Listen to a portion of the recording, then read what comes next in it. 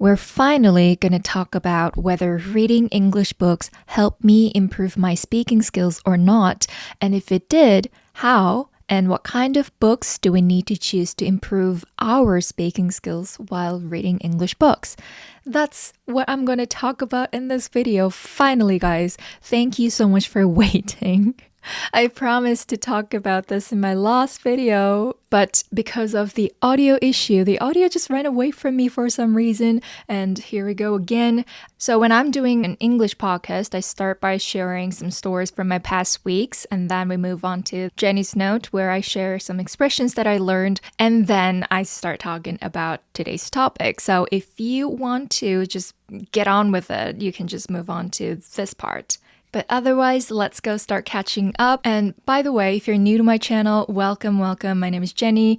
This English podcast is for Koreans, and I've never lived abroad. My English is self-taught, so obviously it's not perfect, but I hope my English could motivate the learners and viewers who are watching this video. So that's why I'm doing this, and I just love talking in English.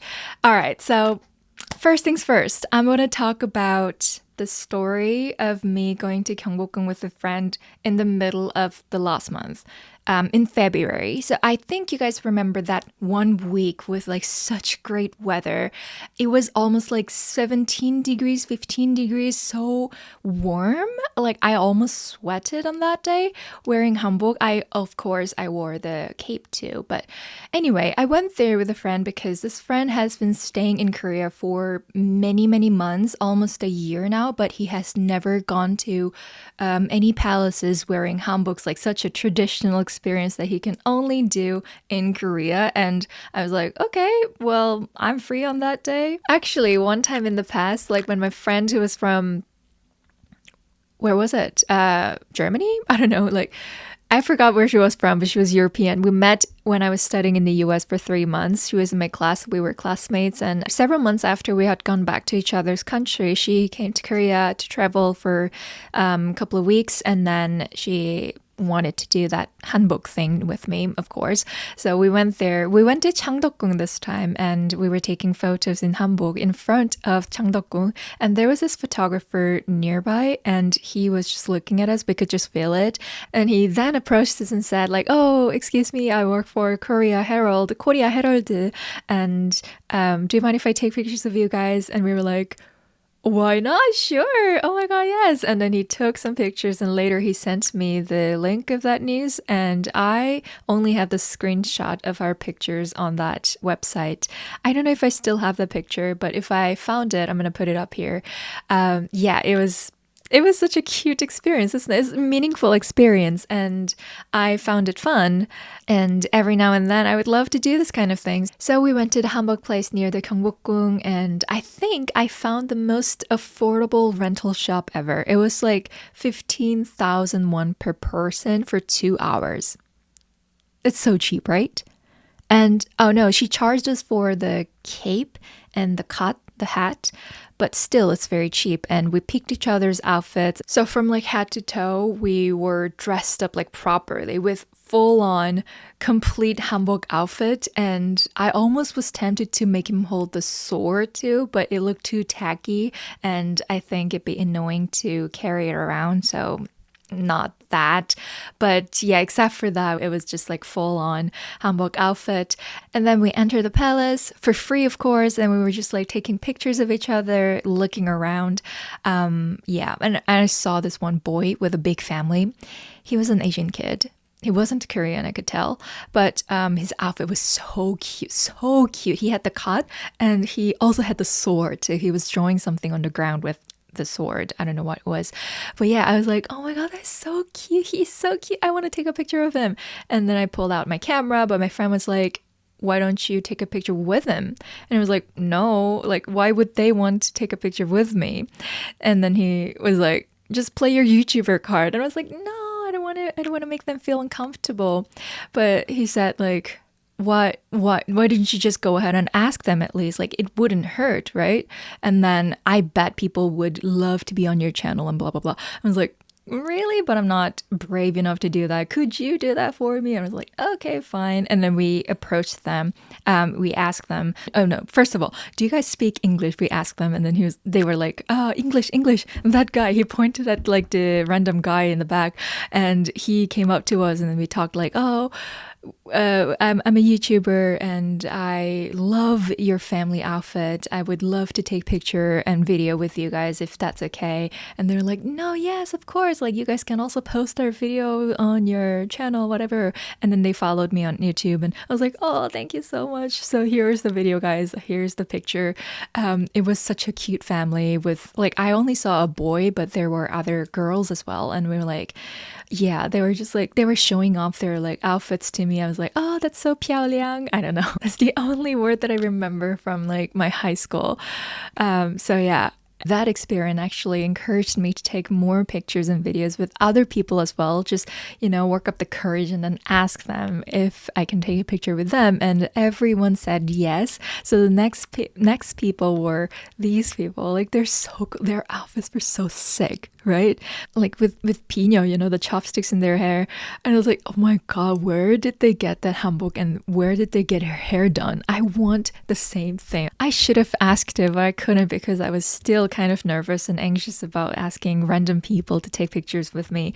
So yeah, but I just, oh my God, this is the outfit that I want the next time. And we took pictures and they were like, oh, you're so pretty, like blah, blah, blah. They were also Chinese. Chinese people are so cool. And the last group of people we ran into, we would like to call them Teletubby because their outfits are like red, yellow, green, and blue and other colors.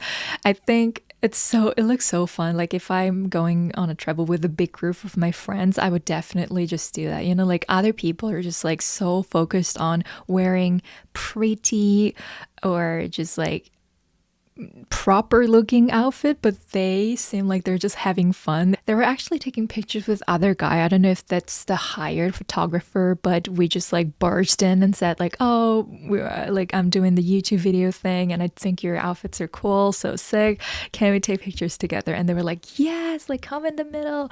And yeah, this is the video. Like this is so cool. That photographer who was already with them, the one that I mentioned before, he started directing the poses to them. Like, for example, pull out the sword to pretend that you're protecting the princess in the middle, and princess was me. And the guys were like pulling out like, oh my God, that's so cool. And one guy just like dropped it by accident. It just makes the video so funny. And yeah, I thanked them and we just like stopped taking pictures with other people after that. But it was such a good experience that I was able to get out of my comfort zone and, do the things that I would normally not do. I hope it wasn't too long for an intro. So now let's move on to Jenny's note. This is my diary. And in here I share 2 to 3 expressions. Let's go for 2. 2 expressions that I learned before. And let's do... What should we do? Okay, let's do this. Your generation is just too soft. So this was from a video when like 아저씨 was referring to the Gen Z. Can you guys guess what it means? Your generation is just too soft. It means too fragile. It means like too 쉽게 상처받아, too 나약해, too like 물러 터졌어. Like those kind of meaning it has, soft. It's so funny, right? Your generation is too soft. Yeah, that's one. And I think this was from one of my friends. Do you guys know how to say like 남들을 끌어내리는 그런 사람들 있잖아요. 그럴 때 you bring people down, bring someone down. Bring down 한다고 표현을 하는 것 같습니다. So don't bring other people down just to make yourself feel better. So too soft and bring someone down. These are 2 expressions for today. I would highly recommend you guys to make your own sentences using these expressions in the comment section. And I would also love to know what you did last week. Yeah, please let me know. And you know what? This is actually my 3rd time retaking the same part. I don't know why this keeps happening on the same part. I mean, so when I was editing this video, I found out that the audio has gone yet again. I mean, it wasn't completely gone like last time, but I found out that the whole time I was talking for like 2 hours, the whole time the microphone was unplugged, so you couldn't see these lights on. And I'm like, I don't want to film anything at all for a while. Like, I just need a break. And I had a mental breakdown. This is me having a mental breakdown. Watch the audio not work on this as well. I was like, I can't go through it again. So that's why it took so long, and I'm sorry for that. But now I managed to pick myself back up, and I told myself this is a chance to do it better. So here we go again. Yeah.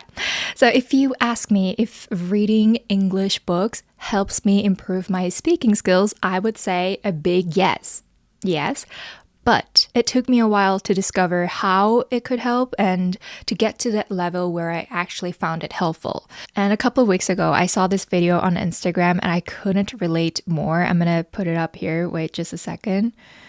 But the Blagosi belongs to the neutral. Wait, did I remember to shut the garage after mowing the lawn today? Well, then me and the Lockett Army will just have to take it from them.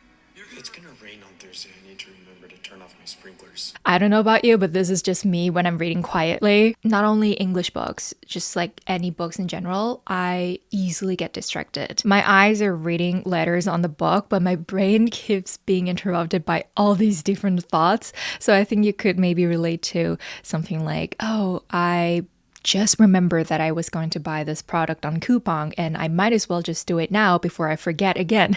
So I put down my book and pick up my phone and go on coupon and order it, manage to get it, and then I get swept away, I get carried away and just go down the rabbit hole.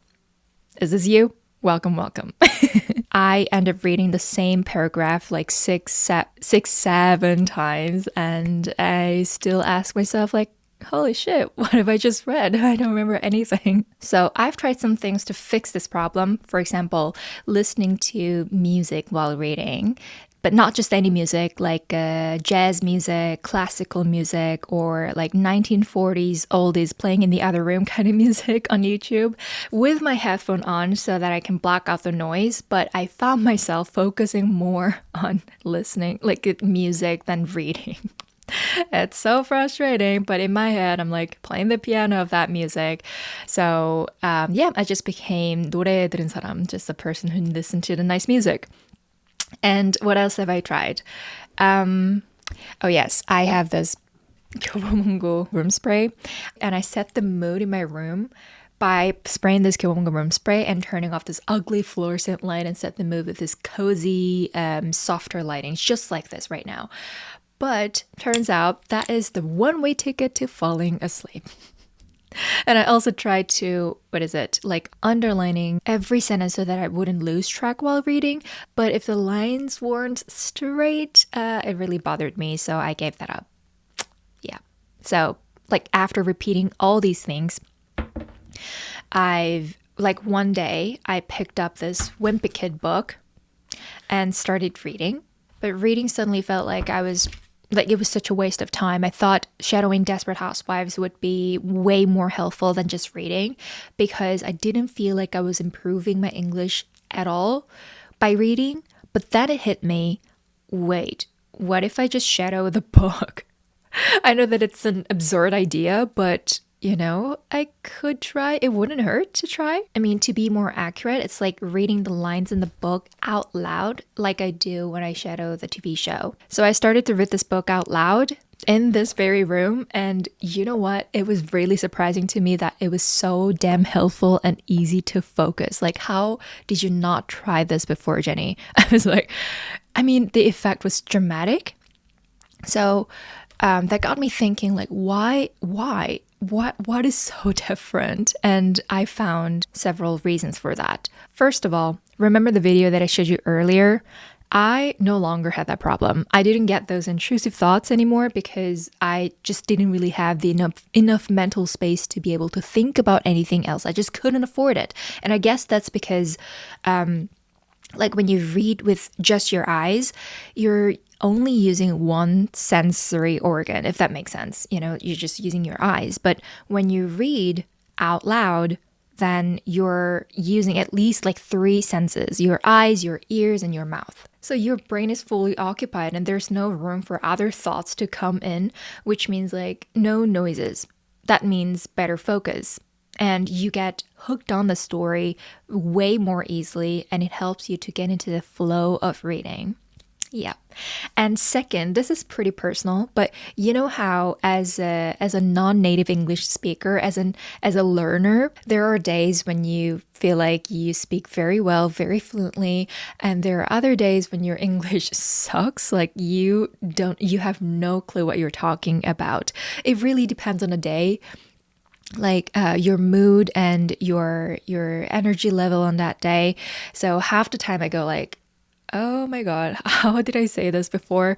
Yeah, but I think like reading out loud kind of reduces this gap. I've noticed when I read out loud, like especially before my lessons, my classes, I tend to speak more smoothly, more fluently without even having to try. But if I don't, I feel like I'm not warmed up enough to speak in English in general. You know what I mean? So it suddenly feels like so alien to me. But reading out loud kind of reduces this gap. So and last but not least, I think this has a similar effect to shadowing TV shows. I think people who are more familiar to the sound of English will find this more relatable, I think. But if you don't know how the words or sentences sound, then shadowing the TV shows is much more helpful. But if you know how a sentence is supposed to sound, then just reading the books out loud can help you train your facial muscles and especially your lip muscles to get more used to English sentence structures in the same amount of time, because there's only so much you can say when you're shadowing TV shows. But if you shadow books, depending on how fast you go, you can produce and say way more sentences. I think it's really important to get used to sentence structures first, because at the end of the day, speaking isn't about how many words you know, how many expressions you know. It's more about how easily sentences come out of your mouth and how naturally you can choose the right expressions in that moment. On a similar note, I think 교포식 말하기, like the way 교포s speak, can be really helpful too, like this. Low-key, were we over? Yeah, they were all 눈치ing us. I literally got 현타. I just think we didn't 분위기 파악 that well. Oh, 인간관계 is so hard. Like you can always learn new words and phrases later, right? But you cannot really do that with sentence structures because it's not something that you memorize. It's something that you have to train. So I think we should get used to the sentence structures first. At least that's how I see it. And reading English books out loud can really help you with this, because the more sentences you read out loud, the more your muscles remember, and eventually it'll make it easier for you to speak in like real conversations without having to translate all the time. Not to mention that you will be able to pick up a lot of vocabulary and phrases along the way. Oh, and one more thing. Reading out loud will ironically make you feel more confident in speaking as well. So a lot of people, perhaps you too, feel really shy or intimidated or even terrified to speak English in front of other people. There could be a lot of reasons for this, like you're being hyper-focused on other people judging you for saying something wrong or in the wrong way. We've already talked about how important it is to be embarrassed in front of other people. If you haven't checked that video out, here we go. But I think one of the biggest is that you are not familiar with your own English speaking voice. I mean, I feel the same when I try to speak in Japanese. You know, I sound too Korean, too childish, and the gap, I can feel the gap between the native Japanese speakers and myself, and that completely kills my confidence. I still cannot really read books in Japanese yet, but when I read sentences on Duolingo or shadowing Terrace House on Netflix, I could feel I'm like getting more familiar with my own Japanese speaking voice, and that has helped me a lot. So I really think this can help boost your confidence in speaking your target language. And if you don't know how the words or sentences sound like, getting help from audiobook is the best way to solve it. But of course, you should keep in mind that reading books out loud itself won't magically give you all the effects we discussed earlier. You should consciously read the sentences, knowing what they mean, knowing what they're trying to say. So think of yourself as the protagonist, or the speaker of the book, and picture the scenes in your head and attach your feelings or emotions to the sentences you're reading. That's how you learn what and how to say in real conversations. So let me show you how I read this Wimpy Kid book. The reason I don't see things changing between me and Rowley is because he's already found himself a replacement friend, or to be more accurate, his parents did. For the past few weeks, Rowley's been hanging out with this teenager named Brian. Whenever I go by Riley's house, he's out in his front yard throwing a football or a frisbee with a guy who looks like he's in high school or college. Well, I did some poking around and found out that this Brian guy isn't just some normal kid from the neighborhood. He's part of a company called Cool Brian, which is sort of like a big brother for hire kind of thing. In fact, I'd be willing to bet money this guy's name isn't even really Brian. Mom says she thinks the Cool Brian thing is a great idea because it gives kids a role model they can look up to. That makes me kind of mad because the way I see it, I'm Rowley's role model. And now Rowley's parents are paying some guy to do what I've been doing all these years for free. So this is how I read when I'm alone. It's kind of embarrassing, but I deliberately go over the top because that's how I attach my emotions to the sentences and to the protagonist. That way you can remember things better and the sentence structures stick longer. Well, honestly, I think this should be enough. Like reading the books out loud, like I just did, should be enough. But in case you want to know other things that I do after reading to help me with my speaking, first of all, I write a book review on my iPhone Notes app.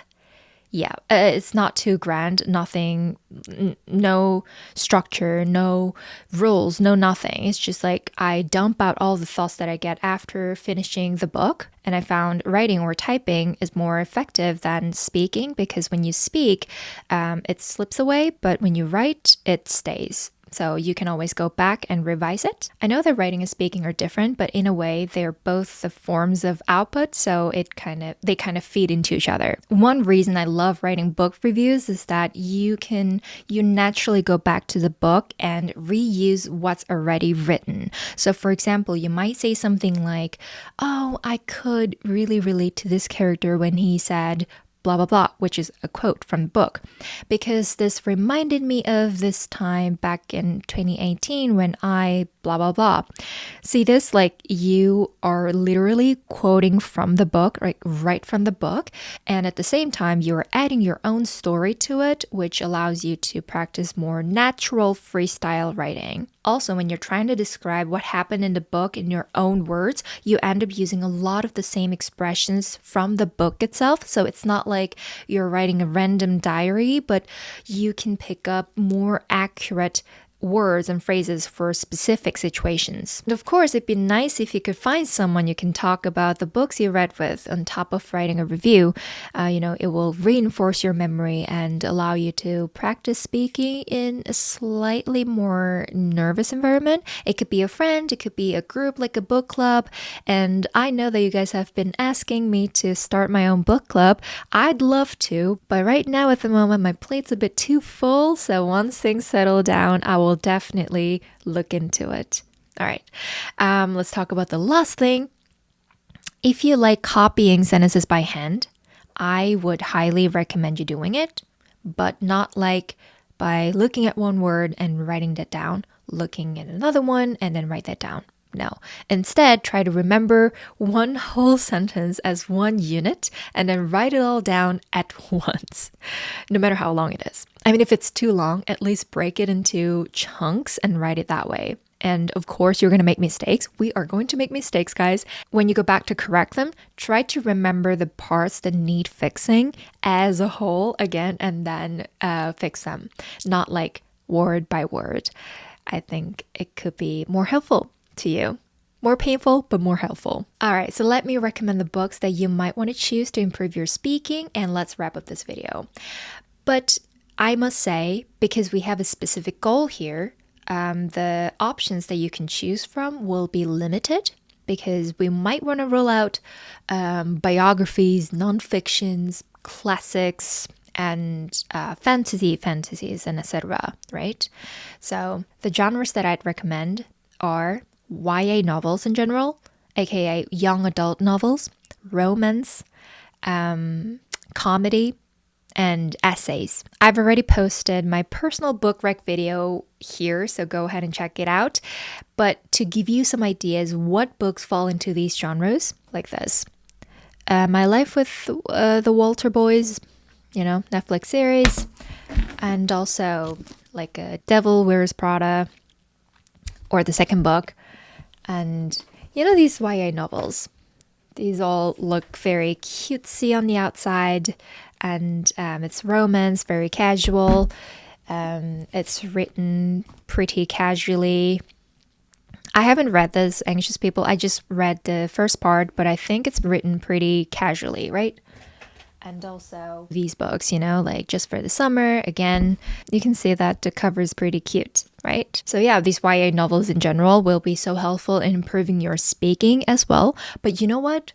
Honestly, I don't think I have to recommend other books when I have this series of Diary of a Wimpy Kid. I have the whole series. This is so good, guys, so good. And it has everything that we need. First of all, it's written in everyday, casual, colloquial English.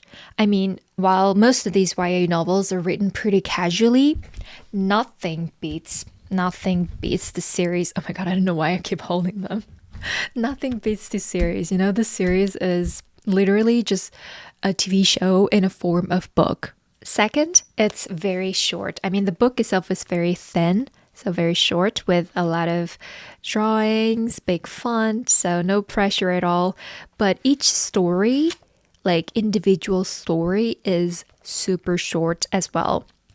It's a diary, so it goes like Sunday, Monday, Tuesday, blah, blah, blah. So you can just read one story daily. And third, it covers various everyday stories from like pranking on the main character's friends and families to something like getting the root canals done, like 신경치료 done at the dentist. It's so cool, right? And it's so cheap, like 7,000 won. And it has audiobook out on YouTube for free, and it is so light to carry around. Yeah, it's just perfect. It's not sponsored, by the way. It is not sponsored. I just bought these whole series with my money. Yeah, so just try one book first, and then if you like them, you can get the whole series and you can devour them by applying the methods that we talked about today. I'm sure it will help you immensely. So that's going to be the end of today's video. Let me know in a comment if there's any book that you want to recommend or the methods that you found helpful. I would love to read them. And thank you so much for watching. If there's anything that you want in my next video, please also let me know in the comment, and I'll see you guys in my next video. Catch you later. Sleep tight. Bye.